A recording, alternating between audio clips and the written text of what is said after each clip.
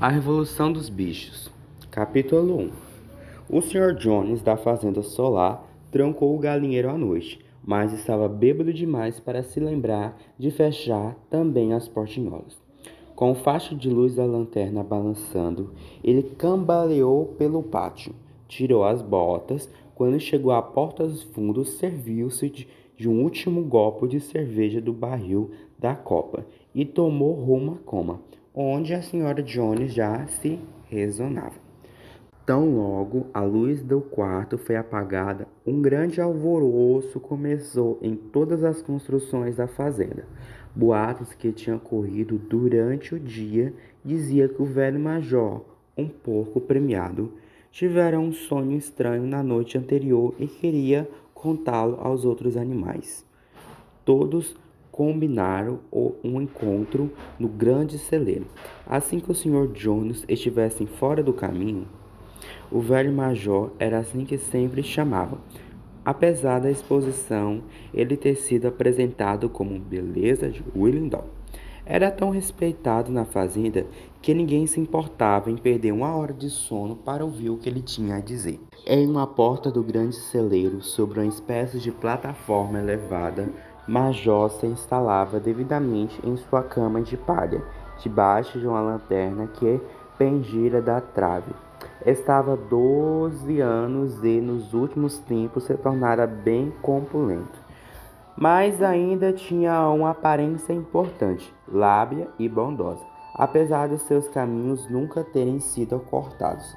Logo os outros animais chegaram e começaram a se acomodar, cada à sua maneira. Primeiro vieram os 3 cachorros, Brand, Jax e Peter, e depois os porcos, que se ajeitavam na palha bem em frente à plataforma. As galinhas empoleiravam nos beitoris da janela. Os pombos voaram até as vigas lá no alto. As ovelhas e vacas se deitaram atrás dos porcos e começaram a ruminar.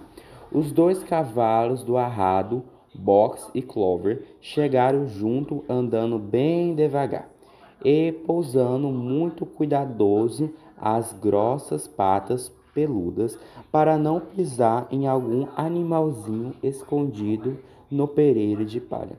Clover, uma égua robusta e maternal, se aproximava da meia-idade e não voltará à antiga silhueta. Depois da 4ª cria, Box era um animal enorme com mais de 1,80 m de altura, tão forte quanto 2 cavalos comuns, somados à faixa branca em seu focinho. Lhe dava uma aparência um tanto boba e, de fato, ele não tinha uma inteligência brilhante, mas era universalmente respeitável por sua firmeza de caráter e tremenda capacidade de trabalho. Depois dos cavalos entrou Muriel, a cabra branca, e Benjamin, o burro. Benjamin era o animal mais velho e mais mal-humorado da fazenda. Quase nunca falava, porém, quando abria a boca, em geral, soltava comentário cínico. Dizia, por exemplo, que Deus lhe dera um rabo para empantar as moscas, mas ele preferia não ter rabo nem moscas. Entre os animais da fazenda, era o único que nunca ria. Quando lhe perguntavam por quê, ele dizia que não via nenhum motivo para dar risada. Apesar disso, e sem jamais admitir abertamente, era muito dedicado à boxe. Costumava passar o domingo junto no pequeno cerrado atrás do pomar, pastando lado a lado sem jamais conversar. Os 2 cavalos tinham acabado de se deitar quando uma ninhada de patinhos, que tinha perdido a mãe, entrou em fila no celeiro, clasnando baixinho e perambulando de um lado para o outro em busca de um lugar seguro onde se ajeitar. Com uma das longas patas dianteiras, Clover fez ao redor deles uma espécie de muro. Os patinhos se aninharam naquele espaço e adormeceram no mesmo instante. No último minuto, Molly, a égua branca, bonita e afetada, que puxava a charrete do Sr. Jones, entrou gingando, vaidosa, chupando um torrão de açúcar, ocupou o espaço na frente e começou a mexer a cabeça, esperando chamar a atenção para as fitas vermelhas trançadas na crina branca. Por fim, chegou a gata, procurando, como sempre, o lugar mais quente, e afinal se espremeu entre Box e Clover. Ali ronronou de satisfação durante todo o discurso de Major, sem ouvir uma só palavra que ele dizia. Finalmente, todos os animais estavam presentes, exceto Moisés, o corvo doméstico que dormia em um poleiro atrás da porta dos fundos. Quando o Major viu que seus convidados haviam se acomodado e aguardavam com atenção, picarreou e começou. Camaradas, vocês já ouviram sobre o sonho estranho que tive ontem à noite? Mas do sonho vou falar daqui a pouco. Antes tem outra coisa que quero dizer. Não acredito, camaradas, que estarei com vocês por minutos, meses mais antes de morrer. Sinto que é meu dever transmitir a sabedoria que adquiri. Tive uma vida longa e muito tempo para pensar sozinho no meu chiqueiro, e acho que posso afirmar que compreendo a natureza da vida nessa terra tão bem quanto qualquer outro animal. E é sobre isso que quero conversar com vocês. Agora, camaradas, qual é a natureza da nossa vida? Sejamos francos, nossa vida são miseráveis, laboriosas e curtas. Nós nascemos recebendo apenas comida suficiente para sobreviver, e aqueles entre nós que conseguem se manter vivos são forçados a trabalhar até o último do até o último átomo de nossas forças. No instante em que nossas utilidades chegam ao fim, somos abatidos com uma crueldade hedionda. Depois de completar um ano de idade, nenhum animal da Inglaterra conhece o significado da felicidade ou lazer. Nenhum animal da Inglaterra é livre. A vida de um animal é miserável, é escravidão. Essa é a verdade nua e crua. Mas será isso simplesmente parte da ordem natural? Será que essa nossa terra é tão podre que não consegue proporcionar uma vida decente aos que vivem nela? Não, camarada, 1000 vezes não. O solo da Inglaterra é fértil, o clima é bom, o solo é capaz de oferecer comida em abundância para um número muitíssimo maior de animais do que agora que habitam esta nossa fazenda. Sozinha poderia sustentar uma dúzia de cavalos, 20 vacas e centenas de ovelhas. Todos vivemos com um conforto e uma dignidade que agora nos parecem quase além da imaginação. Por que então continuamos nessa condição miserável? Porque a quase totalidade do produto do nosso trabalho é roubado de nós pelos seres humanos. Essa, camarada, é a resposta para todos os nossos problemas. Resume-se a única palavra: homem. O homem é o único inimigo que nós temos. Tire um homem de cena e a causa da fome e do excesso de trabalho fica eliminado para sempre. O homem é a única criatura que consome sem produzir. Ele não dá leite, ele não bota ovos, ele é fraco demais para puxar a roda, ele não corre depressa o bastante para pegar os coelhos.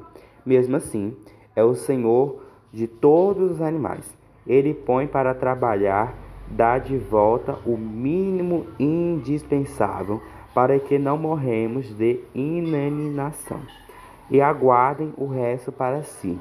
Nosso trabalho cultiva este solo, as nossas festas os fertilizam. Mas apesar disso, não há só entre nós que possui mais do que a própria pele. Vocês vacas aqui à minha frente, quantos milhares de galões de leite vocês deram no último ano? E o que aconteceu com aquele leite que deveria estar nutrindo e fortalecendo seus bezerros? Cada gota dele desceu pela goela dos nossos inimigos. E vocês, galinhas, quantos ovos vocês botaram no último ano? E quantos eclodiram e se tornaram pintinhos? Todo o resto negociado virou dinheiro para Jones e os homens dele. E quanto a você, Clove, onde você, o quadro potros, gerou e que deveria ser o conforto e o prazer da sua velhice. Cada um foi vendido como um ano de idade, e você jamais vai vê-los de novo. E que retribuição aos seus 4 partos e todos os trabalhos no campo, o que você recebeu, exceto parcas, rações e uma baia. Mesmo essa vida desgraçada que nós levamos não consegue chegar ao fim natural. E não estou reclamando por mim, pois sou um dos poucos sortudos. Tenho 12 anos, tive mais de 400 filhos. Assim é a vida natural de um porco. Mas nenhum animal escapa da cruel no fim. Vocês, porcos jovens, sentados à minha frente. É um ano, cada um vai gritar por suas vidas em cima de um sebo de madeira. Todos nós chegamos a esse horror. Vacas, porcos, galinhas, ovelhas, todo mundo. Nesse mês, nem mesmo os cavalos e os cães têm um destino melhor. Você, boxe, no mesmo dia em que esses seus músculos maravilhosos perderem a força, Jones vai vendê-los para o carniceiro, que vai cortar sua garganta e ferver seu corpo para servir as raposas. Quanto aos cachorros, quando eles ficarem velhos e destentados, Jones amarrará um tijolo em seus pescoços e afoga no lago mais próximo. Portanto, camaradas, não está claro e cristalino que todos os males dessa nossa vida nascem da tirania dos seres humanos? Basta nos livrarmos do homem, é o produto do nosso trabalho. Poderia ser todo nosso, praticamente de uma hora para outra. Seríamos ricos e livres. O que deveria fazer então? Ora, trabalhar noite e dia, de corpo e alma, para desbancar a raça humana. Essa é minha mensagem para vocês, camaradas. Revolução. Não sei quanto a revolução virá. Pode ser uma semana, um mês, anos, não sei. Tão cedo quando vejo essa palha sob meus pés, que cedo ou tarde a justiça será feita. Mantendo foco nisso, camaradas, ao longo do pouco que resta da nossa vida. E, acima de tudo, transmitam essa minha mensagem aos que vieram depois de vocês, de modo que as futuras gerações possam levar a luta adiante até a vitória. Lembre-se, camaradas, de que sua determinação nunca pode falhar. Nenhum argumento deve ser desviá-los do caminho. Nunca deem ouvidos quando eles dizem que o homem e os animais têm um interesse comum e o que proporciona uma prosperidade dos outros. Isso é mentira! O homem não busca o interesse de nenhuma criatura, além dele mesmo. Que entre nós, animais, haja uma perfeita união, perfeita caramandagem na luta. Todo homem são nossos inimigos, todos os animais são nossos camaradas. Nesse momento começou uma grande confusão. Enquanto o major falava, 4 randazanas saíram de seus buracos e estavam sentados nas patas traseiras, escutando os cachorros. De repente, as vieram e foi só por um giro muito ágil. De volta aos buracos que elas salvaram a pele. Major ergueu a pata pedindo silêncio. Camarada, eis aqui um ponto que precisamos acertar. As criaturas selvagens, como os ratos e os coelhos, são nossas amigas ou inimigas? Vamos colocar em votação. Eu proponho a seguinte pergunta para esta reunião: os ratos são nossos camaradas? A votação foi feita de imediato e concordou-se, por uma esmagadora maioria, que os ratos eram camaradas. Houve apenas 4 dissidências aos 3 cães e gata, que, conforme se descobriram mais tarde, tinham voltado para os 2 lados. O major continuou. Não tenho mais muita coisa a dizer. Apenas repito, lembrem-se sempre de seu dever de inimizar com o homem e os interesses dele. Qualquer coisa que ande sobre 2 pernas é inimigo. Qualquer coisa que ande sobre 4 pernas ou tenha asas é amigo. Mesmo quando vocês vencerem o homem, não adotem seus vícios. Nenhum animal deve jamais morar em uma casa, dormir em uma cama, vestir roupas, beber álcool, nem fumar, tocar em dinheiro, nem fazer comércio. Todos os hábitos do homem são péssimos. Acima de tudo, nenhum animal deve jamais tiranizar um dos seus fracos ou fortes, assuntos ou simplórios. Nós somos todos irmãos. Nenhum animal deve jamais matar outro animal. Todos os bichos são iguais. Agora, camaradas, vou contar o meu sonho de ontem à noite.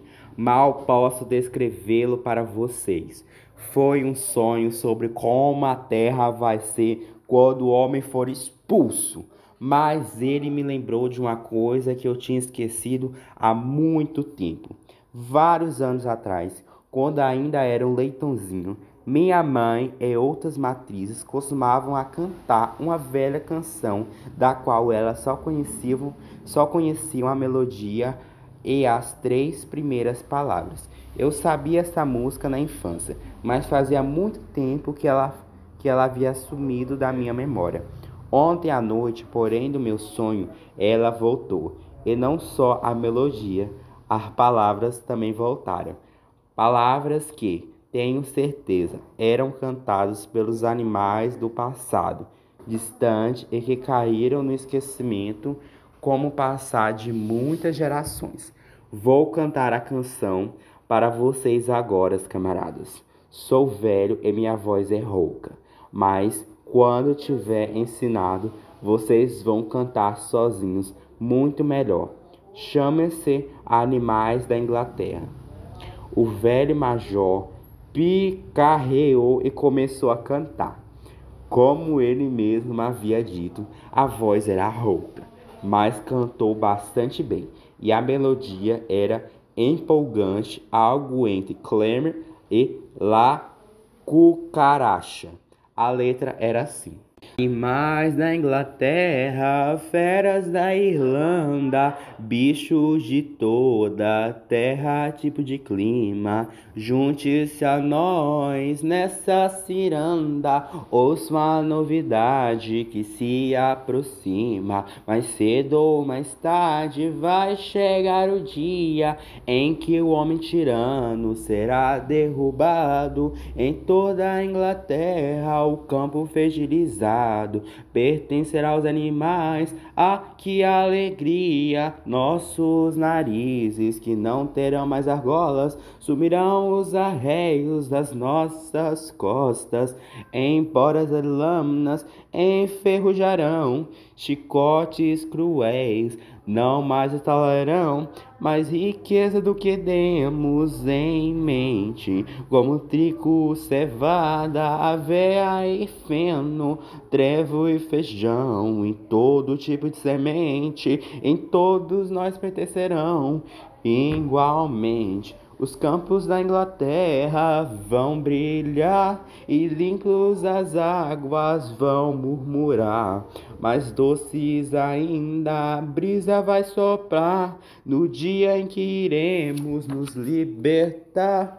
Em prol desse dia a trabalhar, nós devemos, ainda que morremos, antes de vencermos vacas, cavalos e aves de pé.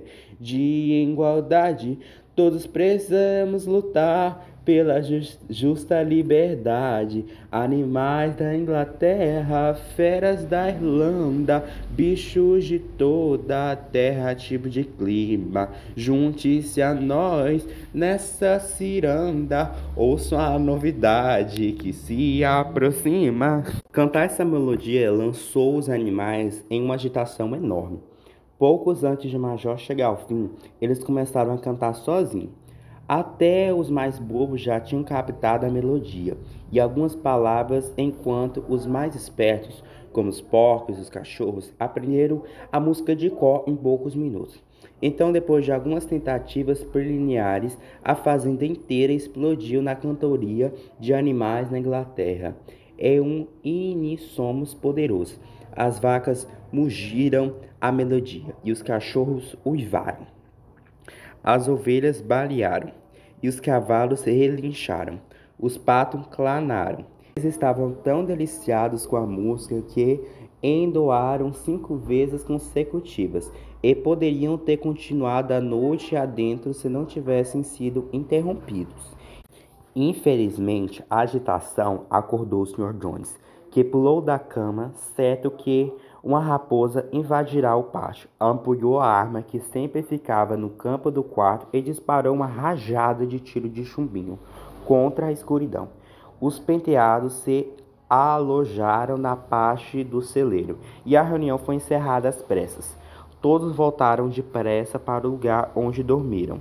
Os pássaros voaram para um poleiro e os outros se acomodaram na palha. E um instante depois a fazenda inteira dormia. Fazenda inteira dormira.